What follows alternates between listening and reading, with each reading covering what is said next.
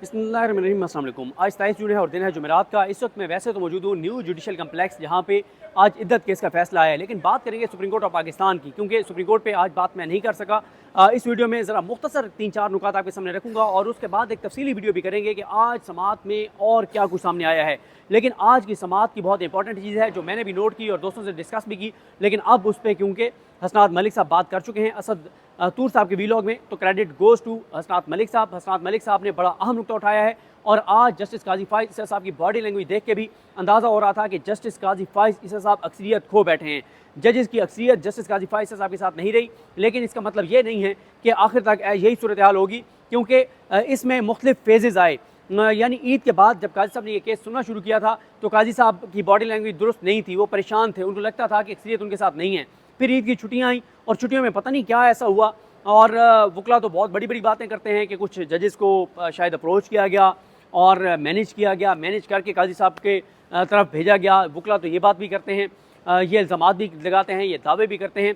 लेकिन ईद के बाद जब समातों का आगाज़ हुआ तो काजी साहब बहुत कॉन्फिडेंट थे और वो इतने कॉन्फिडेंट थे कि अब अक्सरियत मेरे साथ है, मैं PTI को नशिस्तें नहीं दूंगा, सुन्नी इत्तेहाद कौंसिल को नशिस्तें नहीं दूंगा और मेरी एक्सटेंशन तो हो गई पक्की।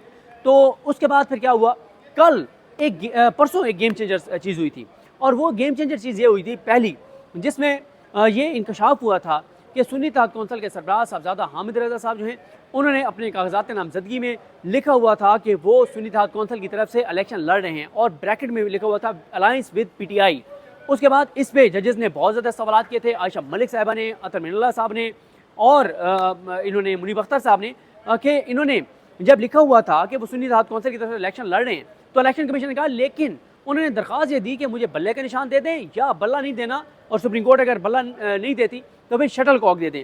यहाँ पे मुनीब अख्तर साहब ने कहा था कि ये इलेक्शन कमीशन की जिम्मेदारी थी कि जब एक उम्मीदवार सुन्नी इत्तेहाद कौंसिल की तरफ से इलेक्शन लड़ रहा था तो फिर इलेक्शन कमीशन ने उसको निशान घोड़ा ही देना था जो सुन्नी इत्तेहाद कौंसिल का निशान था। यहाँ से मामला आगे बढ़ा। आज 2 गेम चेंजर नुकात आ गए। पहला गेम चेंजर नुकता ये आ गया कि ऐसे कागजात नामजदगी सामने आ गए हैं और जस्टिस आयशा मलिक साहिबा का ये उनके जहन में ये था और उन्होंने ये चीज़ सामने लाई और जस्टिस आयशा मलिक ने जो एक बात कही थी, उन्हें अंदाज़ा था कि इलेक्शन कमीशन की किस तरह से 2 नंबरी पकड़ी जाएगी, तो वही हुआ जो आयशा मलिक साहिबा के सवाल से लग रहा था कि ये चीज़ जब सामने आएगी तो कच्चा चट्टा खुल के सामने आ जाएगा। आयशा मलिक साहिबा ने पूछा इलेक्शन कमीशन से कि ये बताएं कि जो PTI के सुन्नी इत्तेहाद कौंसिल में जो शामिल हुए हैं 81 MNAs, इनके कागजात नामजदगी पे क्या लिखा हुआ है, PTI लिखा हुआ है, क्या लिखा हुआ है? क्योंकि देखें जी, मैं आपको बता दूं 2 चीज़ें होती हैं, एक होता है डिक्लेरेशन, एक होता है सर्टिफिकेट। डिक्लेरेशन ये होता है कागजात नामजदगी में कि मेरा तल्लुक फलां पार्टी से है, और सर्टिफिकेट ये होता है कि वो पार्टी फिर उसको एक सर्टिफिकेट जारी करती है कि जी ये हमारा उम्मीदवार है।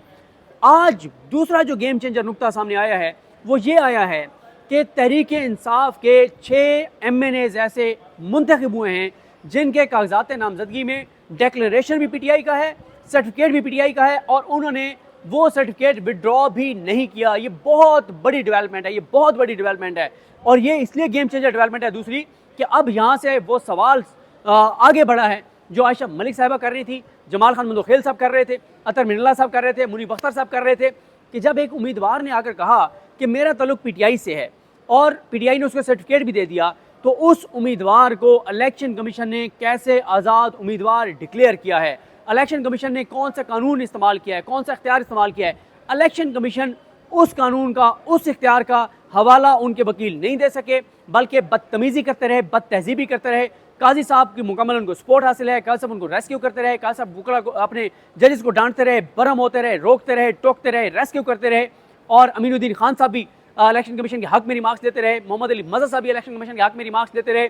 लेकिन जो बड़ी डेवलपमेंट हुई है वो ये 2 जजेस याहिया अफरीदी साहब और जमाल खान मंदोखेल साहब, जिनको सब तजियाकार जो अदालती मामलात को अंदर बाहर से उसके ऊपर एनालिसिस करते हैं, सबसे मुराद है कि बड़ी तादाद उनकी चलें 80-90%, वो जब काजी फाइज ईसा साहब की ग्रुप की बात करते हैं कि कौन कौन से जज काजी फाइज ईसा साहब के साथ इस मामले में जाएंगे कि ये नशिस्तें PTI को नहीं मिल सकती, सुन्नी इत्तेहाद कौंसिल को नहीं मिल सकती, बल्कि ये नशिस्तें चोरों, डाकुओं और लुटेरों को मिलेंगी, तो इसमें इन जजेस में काजी फाइज ईसा साहब के ग्रुप को जो एनालिसिस करते हैं एनालिस्ट, उसमें याहिया अफरीदी साहब और जमाल खान मंदोखेल साहब को भी कंसीडर करके और इस तरह से काजी साहब की अक्सरियत जो है वो 7 जजेस की बनाई जा रही थी।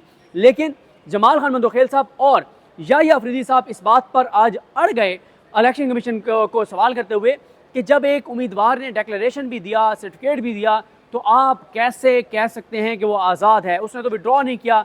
ये वो दूसरा नुक्ता था, ये गेम चेंजर नुक्ता था जिसने ये एक सूरत को बड़ा तब्दील कर दिया है। और इसी से जुड़ा हुआ ये तीसरा नुक्ता था कि वो जो आयशा मलिक साहबा कह रही थी कि कौन सा इख्तियार आपने इस्तेमाल किया कि आपने इनको आज़ाद डिक्लेयर कर दिया है। फिर आयशा मलिक साहबा और मुनीब अख्तर साहब और अतर मिनल्ला साहब आज भी ये बात कहते रहे कि बात रोज़े रोशन की तरह आया है, क्योंकि जो बात नईम अफगान साहब ने कही वो बड़ी हैरान कुन थी। मैं तो हैरान हुआ नईम अफगान साहब, जिनकी मैं बहुत तारीफ़ करता हूँ, कि नईम अफगान साहब कह रहे हैं कि नॉन सेंस किस्म के काम किए हैं पीटीआई के उम्मीदवारों ने। भाई जिस इस मुल्क के अंदर उस दिन को निकाल के तो देखें कि 13 जनवरी को हो क्या रहा था, उससे पहले क्या हो रहा था। आप लगाए ना लेवल प्लेइंग फील्ड वाली, आप लगाए ना वो 8 फरवरी वाला केस जो अतर मिल्ला साहब बार बार कर रहे हैं, कह रहे हैं पता चले आपको। या अतर मिल्ला साहब ने परसों जो कहा था कि इलेक्शन कमीशन रिकॉर्ड पर लाए कि उनके पास कौन कौन सी कंप्लेंट आई हैं, आप उस हालात को तो देखें। नईम अफगान साहब को अमेरिका से तो आए नहीं हैं, नईम अफगान साहब यूके से तो आए नहीं हैं, नईम अफगान साहब किसी दुनिया के ऐसे खत्ते से तो आए नहीं है कि उनको पाकिस्तान के ग्राउंड रियलिटीज़ का नहीं पता। पूरे पाकिस्तान का बच्चा बच्चा ये बात जानता है। जिस बच्चे ने होश संभाला है 11-12 साल का, नईम अफगान साहब आज निकले अपने घर से बाहर, किसी जगह चले जाएं, किसी बच्चे को रोक के पूछ लें कि बेटा ये बताओ कि 8 फरवरी से इलेक्शन से पहले किस मुल्क में क्या हो रहा था। वो 11-12 साल का बच्चा भी नईम अफगान साहब को बता देगा कि सर इस मुल्क में लोग अगवा हो रहे थे, लोग लापता हो रहे थे, कागजात नामजदगी छीने जा रहे थे, कागजात नामजदगी जमा कराने के लिए आने वालों को अगवा किया जा रहा था, उन पर तशद्दुद किया जा रहा था। फिर जिस तरह से सुप्रीम कोर्ट का क्या किरदार था, लेवल प्लेइंग फील्ड नहीं थी, इलेक्शन कमीशन क्या कर रहा था, ये सारी चीज़ें 11-12 साल का बच्चा जो है वो भी नईम अफगान साहब को बता देगा।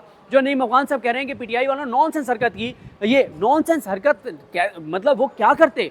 एक तरफ उनको ये पता था कि काजी साहब बल्ला छीन लेंगे, दूसरी तरफ उन्होंने नजरियाती के सर्टिफिकेट जमा कराए, तो पीटीआई नजरियाती वाले को अगवा करके उससे प्रेस कॉन्फ्रेंस करवा दी गई। उसके बाद सुन्नी इत्तेहाद कौंसिल वाला आपके सामने है। ये सारी चीज़ें जो हैं ये सबके पूरे पाकिस्तान को पता है। अगर नहीं पता तो नईम अफगान साहब को नहीं पता कि वो कह रहे हैं नॉनसेंस। मुझे बड़ी हैरत हुई नईम अफगान साहब के इन रिमार्क से कि एक बड़े जज हैं, उनका बड़ा एहतराम है, लेकिन वो कह रहे हैं कि नॉनसेंस हरकत पीटीआई ने की। मतलब कभी कहते हैं कि हम नजरियाती के हैं, कभी कहते हैं पीटीआई के हैं, कभी कहते हैं हम सुन्नी इत्तेहाद कौंसिल के हैं। भाई जब उनके साथ ये सारा कुछ किया इलेक्शन कमीशन ऑफ पाकिस्तान ने, ये सारा कुछ उनके साथ किया सुप्रीम कोर्ट ऑफ पाकिस्तान ने, और यही बात अतर मिल्ला साहब कह रहे हैं। अतर मिल्ला साहब ये तो कह रहे हैं। आज एक और चीज़ बड़ी इंपॉर्टेंट हुई, अतर मिल्ला साहब ने जब इलेक्शन कमीशन से सवाल किया, चलें उस पर मैं एग्जैक्ट उनके अल्फाज आपको बताऊंगा, वो भी बड़ा इंपॉर्टेंट है। लेकिन अब 3 चीज़ें आ गई हैं जिस पे काजी फाइज ईसा ग्रुप में जो जजेस कंसीडर किए जा रहे थे उसमें से 2 जज उस तरफ जा रहे हैं, वो हैं जमाल खान मुदख्खिल साहब और याहिया अफरीदी साहब। इस बात पर कि पहली बात सुन्नी इत्तेहाद कौंसिल का लिखा हुआ है, इन्होंने साहबजादा हामिद रज़ा ने, तो जब उन्होंने लिखा हुआ है तो वो सुन्नी इत्तेहाद कौंसिल के ही उम्मीदवार थे, और जब वो सीट जीत गए तो इसका मतलब यह है कि सुन्नी इत्तेहाद कौंसिल ने एक सीट सिक्योर कर ली थी जिसमें कागजात नामजदगी पे लिखा हुआ था। दूसरा मामला वो ये है कि जब एक उम्मीदवार कह रहा है कि मैं पीटीआई का उम्मीदवार हूँ तो इलेक्शन कमीशन किस इख्तियार के तहत उनको आज़ाद डिक्लेयर कर सकता है। तो ये वो गेम चेंजर पॉइंट्स हैं जिस पे जजेस 2 जजेस और कायल हो गए, याहिया अफरीदी साहब और जमाल खान मुदख्खिल साहब, जिनको काजी फाइसा ग्रुप में कंसीडर किया जा रहा था। अब जो असनाद मलिक साहब ने बात की है कि जो 3 दिन काजी साहब ने बड़े आराम से बैठ के कहा कि हम सोमवार को सुनेंगे, क्योंकि काजी साहब के करीब रहने वाले सहाफ़ी बताते हैं कि उन्होंने इजाज़ुल हसन साहब और मज़ाहिर अली अकबर नकवी साहब के मामले में भी कहीं पे कहा कि मुझे इन दोनों के इस्तीफ़े लेके दो, तो फिर इस्तीफ़े उनको लेके दिए गए। और फिर वकला के अंदर ये भी बात होती है कि 2 जजेस जो हैं वो काजी साहब के साथ बिल्कुल साथ नहीं है, लेकिन जहाँ पे मसला हो इस निज़ाम के फ़ायदे का, जहाँ मसला हो पीटीआई के ख़िलाफ़, जहाँ मामला हो नून लीग के फ़ायदे का, और ये सारा जुल्म बर्बरियत जबर का मामला हो, उस केस में वो 2 जज हर सूरत में काजी साहब के साथ जाएंगे, किसी वजह से जाएंगे। अब वो वजह क्या है अल्लाह की ज़ात बेहतर जानती है, हमें तो वो वजह नहीं पता कि एक जज जो अपने हलफ के मुताबिक, आइन के मुताबिक, कानून के मुताबिक काजी साहब से कहा उनके साथ इत्तफाक नहीं करता, लेकिन वकला कहते हैं कि वो 2 जज तो हर सूरत में उनके साथ जाते हैं। वो वजह कुछ और है, पता नहीं वजह क्या है। कभी कभी ये होता है कि हमारे कुछ दोस्त हैं जिनके ऊपर हमारा इन्फ्लुएंस है, तो कोई कहे कि यार इनको भेज दें, तो हम उनको कह देते हैं कि भाई खबरदार तुम इनके साथ जाओ, तो हमारे दोस्त जिनके ऊपर हमारे इन्फ्लुएंस है वो हमारी बात मान लेते हैं।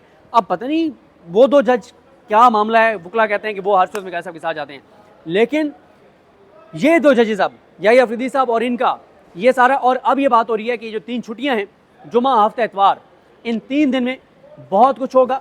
उनको इंगेज करेंगे, काजी साहब करेंगे, पता नहीं कोई और करेगा, कैसे होगा। असनाद मलिक साहब ये इशारे दे रहे हैं कि उसके बाद फिर ये होगा कि हो सकता है काजी साहब को दोबारा जो है वो अक्सरियत हासिल हो जाए।